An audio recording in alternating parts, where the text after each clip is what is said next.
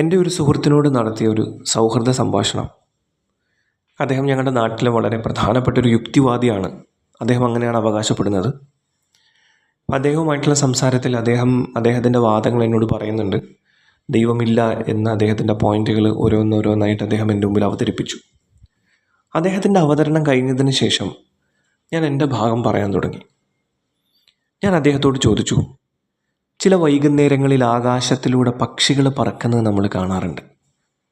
വൈകുന്നേരമാവുമ്പോൾ പക്ഷികൾ അവരുടെ ഭക്ഷണമൊക്കെ കഴിച്ച് അവരുടെ വയറൊക്കെ വീർപ്പിച്ച് അവർ കൂടുകളിലേക്ക് പറന്നു പോകുന്ന കാഴ്ച നമ്മൾ കാണാറുണ്ട്.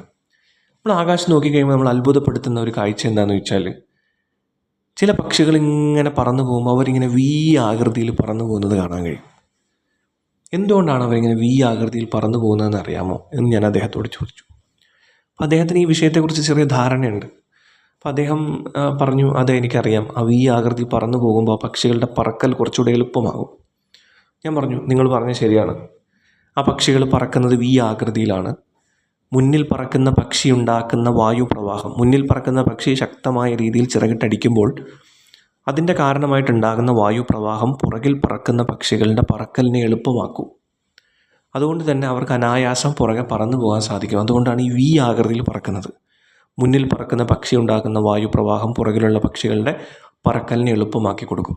എന്നാൽ കുറച്ച് കഴിയുമ്പോഴേക്കും മുന്നിൽ പറക്കുന്ന പക്ഷി കുറച്ച് തളരുമ്പോൾ പുറകിലുള്ള പക്ഷികൾ ആ സ്ഥാനം ഏറ്റെടുക്കുകയും അവരുടെ പറക്കൽ, ആ ഒരു ക്രമം തുടർന്നു കൊണ്ടുപോവുകയും ചെയ്യും. ശേഷം ഞാൻ ചോദിച്ചു, ഈ ഒരു സ്കില്ല് അവർക്ക് എങ്ങനെയാണ് ലഭിച്ചത്? എൻ്റെ ചോദ്യം കേട്ടപ്പോഴേക്കും അദ്ദേഹം ഒരു പുഞ്ചിരിയോടെ എന്നോട് പറഞ്ഞു, സഹോദര, ആ പക്ഷിയുടെ ശരീരത്തിലെ ജനിതക കലകളിൽ ഓൾറെഡി ഈ എബിലിറ്റികളെല്ലാം റെക്കോർഡഡാണ്. ആ പക്ഷികൾക്ക് ജന്മസിദ്ധമായി തന്നെ ഇത്തരത്തിലുള്ള പ്രവർത്തികൾ ചെയ്യാനും നിലനിൽക്കാനുമുള്ള കഴിവ് ഇത് കാരണം കൊണ്ടാണ് ലഭിക്കുന്നത്. അപ്പോൾ ഞാൻ അദ്ദേഹത്തോട് ചോദിച്ചു, ബ്രദർ, ആ പക്ഷിയുടെ ശരീരത്തിലെ ജനിതക കലകളിൽ ആരാണ് ഇത് രേഖപ്പെടുത്തിയത്? അദ്ദേഹം തിരികെ മറുപടി പറഞ്ഞു, അത് പ്രകൃതിയാണ്. ഞാൻ അദ്ദേഹത്തോട് ചോദിച്ചു, എന്താണ് പ്രകൃതി? പ്രകൃതി എന്താണെന്ന് പറയാമോ? പ്രകൃതിയുടെ ഡെഫിനിഷൻ എന്താണ്? പ്രകൃതി ഒരു വ്യക്തിയല്ല. പ്രകൃതി എന്ന് പറഞ്ഞാൽ അത് നിങ്ങളും ഞാനും അമീബ, ഹൈഡ്ര തുടങ്ങിയ സൂക്ഷ്മജീവികളടക്കം ഈ പ്രപഞ്ചത്തിലെ ഏറ്റവും വലുതെന്താണോ അതുവരെ ഉൾക്കൊള്ളുന്ന ഒരു മഹാലോകത്തിനെ മൊത്തത്തിൽ പറയുന്ന പേരാണ് പ്രകൃതി. അതിൽ ഉറുമ്പുണ്ട്, ഞാനുണ്ട്, പുഴുവുണ്ട്, ആനയുണ്ട്, നീലത്തിമിംഗലമുണ്ട്, സൂര്യനുണ്ട്, നക്ഷത്രങ്ങളുണ്ട്, ഗാലക്സികളുണ്ട്. നമ്മൾ കണ്ടതും കാണാത്തതും കേട്ടതും കേൾക്കാത്തതുമായ സർവ്വതും അടങ്ങുന്നതിൻ്റെ പേരാണ് പ്രകൃതി. അപ്പോൾ പ്രകൃതിയാണ് ആ പക്ഷിയുടെ ശരീരത്തിൽ അതിനെ രേഖപ്പെടുത്തിയത് എന്ന് പറയുന്നത് അതൊരു യുക്തിയുള്ള മറുപടിയാണെന്ന് നിങ്ങൾക്ക് തോന്നുന്നുണ്ടോ? നമ്മുടെ ചുറ്റുഭാഗത്തേക്ക് തന്നെ നമ്മളൊന്ന് കണ്ണോടിച്ചാൽ, നമ്മളൊന്ന് കാതോർത്താൽ നമുക്ക് കേൾക്കാനും കാണാനും കഴിയുന്ന ഒരുപാട് അത്ഭുതങ്ങളുണ്ട്. നമ്മൾ പലപ്പോഴും അതിനെല്ലാം അവഗണിക്കുകയാണ് ചെയ്യുന്നത്. ഒരു ആനക്കാരൻ പറയാണ്, ഞാൻ ഈ ആനയെ കൊണ്ടുവന്നത് ഈ തീപ്പെട്ടിക്കൂടിനുള്ളിലാണെന്ന് പറഞ്ഞാൽ നമ്മൾ ആരും വിശ്വസിക്കില്ല. അവൻ പറയുന്നത് നുണയാണെന്ന് നമ്മൾ പറയും, അല്ലേ? അതേ സമയത്ത് നമ്മളൊരു ചെറിയ വിത്ത് മണ്ണിൽ കുഴിച്ചിടുന്നു. ഒരൊറ്റ വിത്ത്, ചെറിയൊരു വിത്ത് മാത്രമാണ് മണ്ണിൽ കുഴിച്ചിടുന്നത്. എന്നാൽ കുറച്ച് ദിവസങ്ങൾക്ക് ശേഷം ആ വിത്തിനേക്കാൾ വലിയൊരു തണ്ട് അതിൽ നിന്നും പുറത്തു വരുന്നത് നമ്മൾ കാണാറുണ്ട്. ആ തണ്ട് വളർന്ന് വലുതാകുന്നതും അതിൽ ഇലകൾ ഉണ്ടാവുന്നതും നമ്മൾ കാണാറുണ്ട്. നമ്മൾ കുഴിച്ചിട്ടത് ഒരു വിത്താണെങ്കിൽ പകരം അതുപോലത്തെ നൂറുകണക്കിന് വിത്തുകളെ പൊതിഞ്ഞു പിടിക്കാൻ കഴിയുന്ന അത്രയും വലിയ ഇലകളാണ് ആ ഒരൊറ്റ വിത്തിൽ നിന്നും പുറത്തേക്ക് വന്നത്. തണ്ടുകൾ, ഇലകൾ, അവസാനം നമ്മൾ കുഴിച്ചിട്ടത് ഒരു വിത്താണെങ്കിൽ 100 കണക്കിന് വിത്തുകളുമായിട്ട് അതൊരു വൃക്ഷമായി മാറുന്നത് നമുക്ക് കാണാൻ കഴിയും. ഒരു ആനയെ കൊണ്ടുവന്നത് തീപ്പെട്ടിക്കൂടിലാണെന്ന് പറയുമ്പോൾ വിശ്വസിക്കാത്ത നമുക്ക് എങ്ങനെയാണ് ഇതിനെ അവഗണിക്കാൻ കഴിയുക? ഒരു ചെറിയ വിത്തിൽ നിന്നാണ് ഒരു വടവൃക്ഷം ഉണ്ടാകുന്നത്. ഒരു ചെറിയ വിത്തിൽ നിന്നുമാണ് ഒരു വടവൃക്ഷം ഉണ്ടാകുന്നത്. ആ വൃക്ഷം കൊണ്ട് നമ്മൾ ഒരുപാട് കാര്യങ്ങൾ, നമ്മുടെ ഒരുപാട് നിർമ്മിതികളെ നമ്മൾ രൂപപ്പെടുത്തുന്നത് ആ ഒരു വലിയ വൃക്ഷം കൊണ്ടായിരിക്കും. ഒരുപാട് വീടുകൾ, വാഹനങ്ങൾ എല്ലാം, അല്ലേ? നമ്മൾ പല കാര്യത്തിനു വേണ്ടി അവ ഉപയോഗിക്കും. ഇതെല്ലാം എവിടെ നിന്ന് വന്നു? ആ ഒരൊറ്റ വിത്തിൽ നിന്നാണ് വന്നത്. ആ വിത്ത് എവിടെ നിന്നാണ് വന്നത്? ഏതോ ഒരു പക്ഷി ഏതോ ഒരു പഴം കഴിച്ച് അത് വിസർജിച്ച സമയത്ത് വിസർജനത്തിൻ്റെ കൂടെ ഭൂമിയിലേക്ക് പതിച്ചൊരു വിത്താണ് ഒരു വടവൃക്ഷമായിട്ട് നമ്മുടെ മുന്നിൽ നിൽക്കുന്നത്. ഈ ഒരു ചെയിൻ ഉണ്ടല്ലോ, ഈ ഒരു ശൃംഖല, ഈ ശൃംഖലയെക്കുറിച്ച് പഠിച്ചാൽ തന്നെ നമുക്ക് മനസ്സിലാകും ഇതൊന്നും യാദൃശ്ചികമായി സംഭവിക്കുന്നതല്ല എന്ന്. നിങ്ങൾ സ്വതന്ത്ര ചിന്തകരായ യുക്തിവാദികളായ ആളുകൾ പറയുന്നത് എന്താണ്? എല്ലാം യാദൃശ്ചികമാണ്. എന്താണ് യാദൃശ്ചികം എന്നുള്ള പദത്തിൻ്റെ അർത്ഥം? ചക്കയിട്ടപ്പോൾ മുയൽ ചത്തു, അത് യാദൃശ്ചികമാണ്, അതെപ്പോഴും സംഭവിക്കില്ല അല്ലേ? ചക്കയിട്ട സമയത്തൊരു മുയൽ ചത്തുപോയി, യാദൃശ്ചികമായിട്ട് സംഭവിച്ചതാണ്.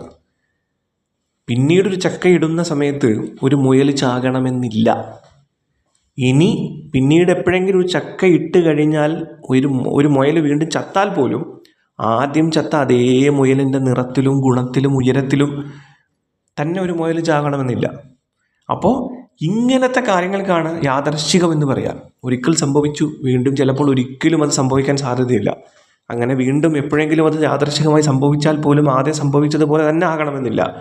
അപ്പോൾ അതിൻ്റെ സാധ്യത വളരെയധികം കുറവാണ് എന്നർത്ഥം. അപ്പോൾ ഒരു ചക്ക ഇട്ടപ്പോൾ മുയൽ ചത്തു എന്ന് പറയുന്ന സാധ്യത പോലും എന്തില്ല, നമ്മൾ ഈ പറയുന്ന യുക്തിവാദ ചിന്താഗതിക്കാരുടെ യാദൃശ്ചികമായി എല്ലാം ഉണ്ടായി എന്ന ആശയത്തിനില്ല എന്നർത്ഥം. ഞാൻ അദ്ദേഹത്തോട് ഒരു ചോദ്യം കൂടി ചോദിച്ചു. സഹോദര, നിങ്ങളൊരു ദിവസം എൻ്റെ വീട് സന്ദർശിക്കാൻ വേണ്ടി വന്നു. നിങ്ങൾ എൻ്റെ വീട്ടിൽ വന്ന സമയത്ത് ഞാൻ പറയാണ്, എൻ്റെ വീട്ടിലെ എല്ലാ ഇലക്ട്രിക്കൽ വർക്കും ചെയ്തത് എൻ്റെ വീട്ടിലെ 3 വയസ്സുകാരനായ കുട്ടിയാണ്. നിങ്ങളിപ്പോൾ കാണുന്ന സ്വിച്ച് ബോർഡ്, ഈ കാണുന്ന ബൾബ്, ഇതെല്ലാം ക്രമീകരിച്ചതും അതിൻ്റെ എല്ലാ ഡിസൈനിങ്ങും എല്ലാം എൻ്റെ വീട്ടിലെ 3 വയസ്സുകാരനായ കുട്ടിയാണ്. ഇത് ഞാൻ പറഞ്ഞാൽ നിങ്ങൾ വിശ്വസിക്കുമോ? അദ്ദേഹം ഒരു ചെറിയ പുഞ്ചിരിയോടെ എൻ്റെ അടുത്ത് പറഞ്ഞു, ഞാൻ വിശ്വസിക്കില്ല, കാരണം അത് യുക്തിയല്ലല്ലോ. ഞാൻ അദ്ദേഹത്തോട് തർക്കിച്ചു, എന്തുകൊണ്ട് നിങ്ങൾ വിശ്വസിക്കുന്നില്ല? എൻ്റെ വീട്ടിലെ 3 വയസ്സുകാരനായ കുട്ടിക്ക് എന്താ ബുദ്ധിയില്ലേ? അവൻ ഇൻ്റലിജൻ്റ് അല്ലേ? അവന് 3 വയസ്സുകാരൻ്റെ ബുദ്ധി അവനുണ്ട്.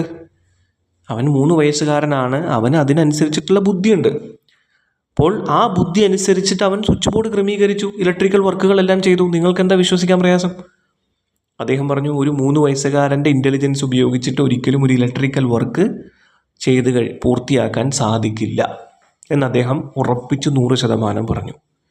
ഞാൻ അദ്ദേഹത്തോട് തിരിച്ചു ചോദിച്ചു, സഹോദര, ഒരു 3 വയസ്സുകാരൻ്റെ ബുദ്ധി കൊണ്ട് ഒരു സ്വിച്ച് ബോർഡ് പോലും ക്രമീകരിക്കാൻ കഴിയില്ലെന്ന് നിങ്ങൾ വിശ്വസിക്കുകയും എന്നാൽ 0 ഇൻ്റലിജൻസിൽ നിന്നും ഈ കാണുന്ന മഹാപ്രപഞ്ചം രൂപപ്പെട്ടു എന്ന് നിങ്ങൾ പറയുകയും ചെയ്യുമ്പോൾ അത് വിരോധാഭാസമല്ലേ എന്ന്.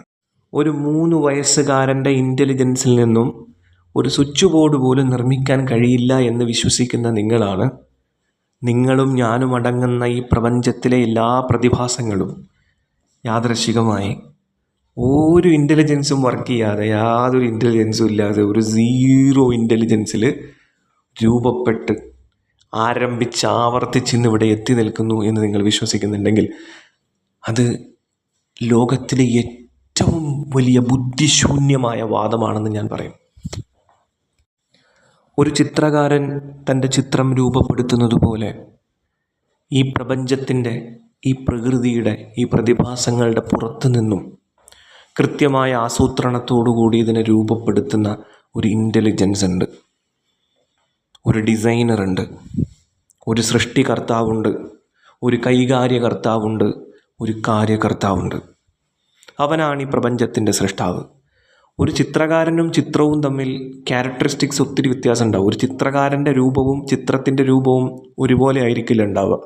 ചിത്രകാരൻ്റെ ഗുണങ്ങളും ചിത്രത്തിൻ്റെ ഗുണങ്ങളും വ്യത്യസ്തമായിരിക്കും. ഇതുപോലെ തന്നെ ഈ പ്രപഞ്ചത്തിൻ്റെയും ഈ പ്രകൃതിയുടെയും പ്രകൃതി പ്രതിഭാസങ്ങളുടെയും ക്യാരക്ടറിസ്റ്റിക്സും അതിൻ്റെ ഗുണങ്ങളും ഇതിനെ നിർമ്മിച്ച, ഇതിനെ പരിപാലിക്കുന്ന, ഇതിനെ മുന്നോട്ട് കൊണ്ടുപോകുന്ന, ഇതിൽ മാറ്റത്തിരുത്തലുകൾ വരുത്തിക്കൊണ്ടിരിക്കുന്ന ഈ പ്രപഞ്ചത്തിനെ രൂപപ്പെടുത്തിയ ഇൻ്റലിജൻസും ഈ പ്രകൃതിയിൽ നിന്നും പൂർണ്ണമായി തന്നെ വ്യത്യസ്തനാണ്. തുടക്കമില്ലാത്ത, അവസാനമില്ലാത്ത, എന്നെന്നും ഒരേപോലെ തന്നെ നിലനിൽക്കുന്ന, നമ്മൾ എനർജിയെക്കുറിച്ച് പറയാറുണ്ട് അല്ലേ? Energy can neither be created nor B destroyed. എനർജിയെ സൃഷ്ടിക്കാനും കഴിയില്ല, നശിപ്പിക്കാനും കഴിയില്ല, എന്നൊരവസ്ഥയിൽ നിന്നും മറ്റൊരവസ്ഥയിലേക്ക് മാറ്റാൻ കഴിയും അല്ലേ? എന്നാൽ ഈ എനർജി പോലും ഈ പ്രകൃതിയുടെ ഭാഗമാണ്. പ്രകൃതിയിലൊരു പ്രതിഭാസം മാത്രമാണ് എനർജി. ആ എനർജിയുടെ ലക്ഷണം നിങ്ങൾ നോക്കുക, അതിനെ സൃഷ്ടിക്കാൻ കഴിയില്ല, അതിനെ നശിപ്പിക്കാൻ കഴിയില്ല. ഒരു അവസ്ഥയിൽ നിന്ന് മറ്റൊരവസ്ഥയിലേക്ക് മാറ്റാൻ മാത്രമേ സാധിക്കൂ. അപ്പോൾ കേവലം പ്രകൃതിയിലെ ഒരു പ്രതിഭാസമായിട്ടുള്ള ഊർജം അങ്ങനെയാണെങ്കിൽ ഈ പ്രകൃതിയെ രൂപപ്പെടുത്തിയവൻ്റെ ക്യാരക്ടറിസ്റ്റിക്സ്, അവൻ്റെ ഗുണങ്ങൾ, അവൻ്റെ സവിശേഷതകൾ എത്തരത്തിലായിരിക്കും എന്ന് സങ്കല്പിക്കാൻ പോലും നമുക്ക് സാധിക്കില്ല. പക്ഷേ ഒരു കാര്യം ഉറപ്പാണ്, ഈ പ്രപഞ്ചത്തിലെ, ഈ പ്രകൃതിയിലെ ആദ്യത്തെ വസ്തു എന്താണോ അതുമുതൽ ഈ പ്രപഞ്ചത്തിലെ ഏറ്റവും അവസാനത്തെ വസ്തു എന്താണോ അതുവരെ പഠനവിധേയമാക്കിക്കൊള്ളൂ. കൃത്യമായ ആസൂത്രണത്തോടുകൂടി രൂപപ്പെടുത്തിയ നിയമങ്ങൾക്ക് കീഴൊതുങ്ങിക്കൊണ്ട് സഞ്ചരിക്കുകയും പ്രവർത്തിക്കുകയും ചെയ്യുന്ന ഒരു അവസ്ഥയിലാണ് നിങ്ങൾക്ക് അവയെ കാണാൻ സാധിക്കുക. അപ്പം അതിൽ നിന്നും ഒരു കാര്യം വ്യക്തമാണ്, ഇവയെ രൂപപ്പെടുത്തിയവൻ ഈ പ്രപഞ്ചത്തിന്, ഈ പ്രകൃതിക്ക് പുറത്തു നിന്നുള്ളവനാണ്. അവൻ്റെ കേവലം സൃഷ്ടിയും ആസൂത്രണവും മാത്രമാണ് ഈ പ്രപഞ്ചവും ഈ പ്രകൃതിയും നിങ്ങളും ഞാനും അടങ്ങുന്ന പ്രതിഭാസവും.